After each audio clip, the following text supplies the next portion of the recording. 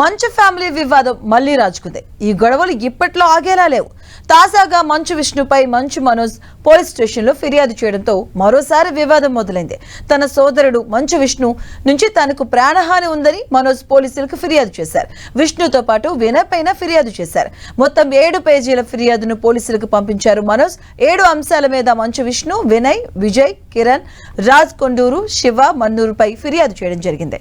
తన భార్య పిల్లలకు ప్రాణహాని ఉందని మనోజ్ పేర్కొన్నారు. తన కుటుంబంపై కుట్రలు చేస్తున్నారని ఆరోపించారు. మోహన్ బాబుకు చెందిన యూనివర్సిటీతో పాటు ట్రస్టులో నిధుల దుర్వినియోగం జరిగిందని బయటపెట్టేందుకు తనపై కుట్రలు చేస్తున్నారన్నారు. తనను చంపుదానని బెదిరించారని, తన ఇంటికి కరెంట్ కట్ చేయమని విద్యుత్ శాఖకు తన పేరుతో ఫేక్ లెటర్ రాశారన్నారు. ఇక తన ఇంటికి నీటి సరఫరా నిలిపివేశారని, ఇంట్లో చొరబడి సీసీటీవీ ఫుటేజ్ తో పాటు హార్డ్ డిస్క్ దొంగలించారని ఫిర్యాదు చేశారు. ఇక ఇటీవల మోహన్ బాబు కుటుంబంలో గొడవలు తారాస్థాయికి చేరాయి.